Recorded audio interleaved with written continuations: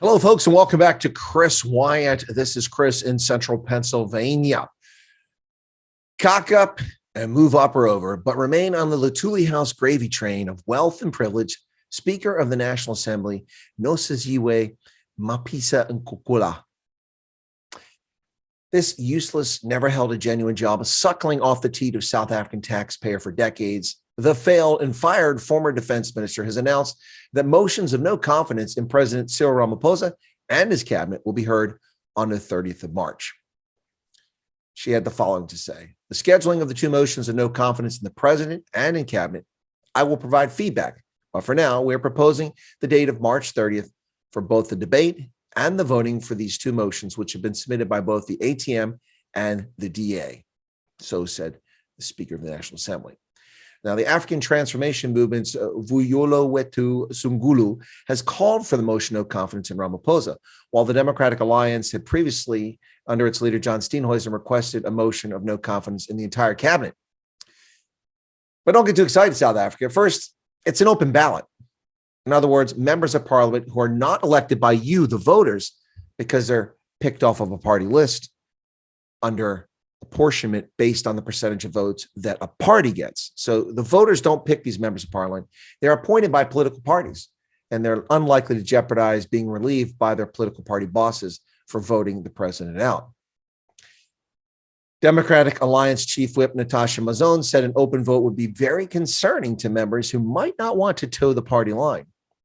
In other words, they're not going to break ranks. Mazzone also said an open vote would be tantamount to wasting time.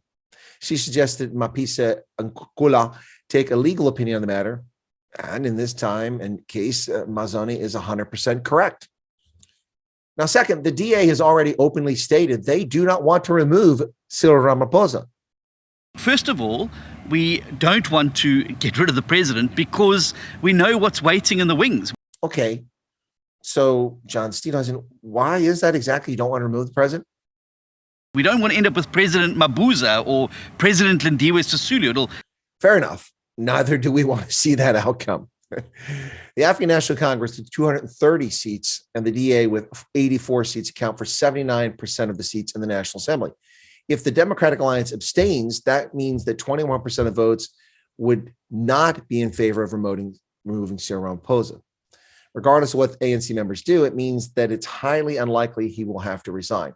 In addition to the DA's objection, at least 20 additional members of parliament will not vote for removing Cyril Ramaphosa.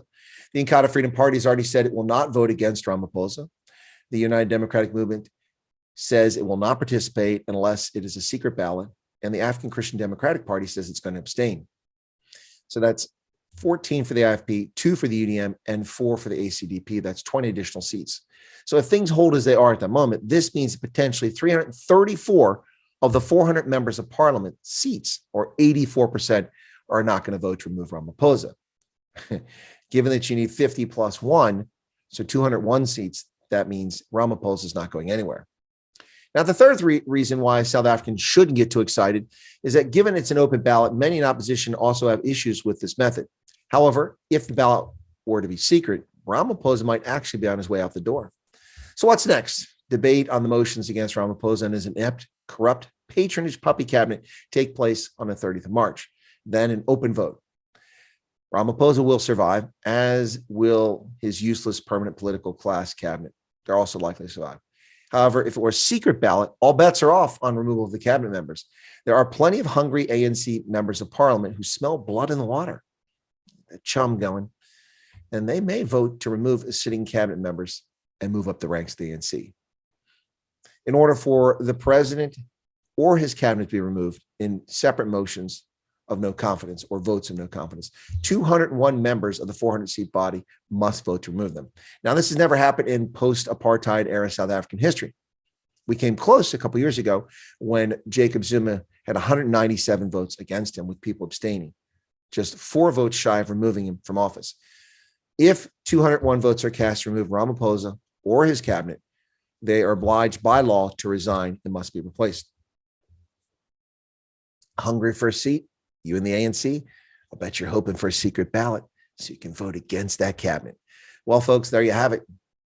Cyril Ramaphosa and his cabinet will face separate votes of no confidence or motions of no confidence in South Africa's National Assembly on the 30th of March as things stand now. How would you vote? I know my vote. Thanks a lot, folks. Take care of yourself.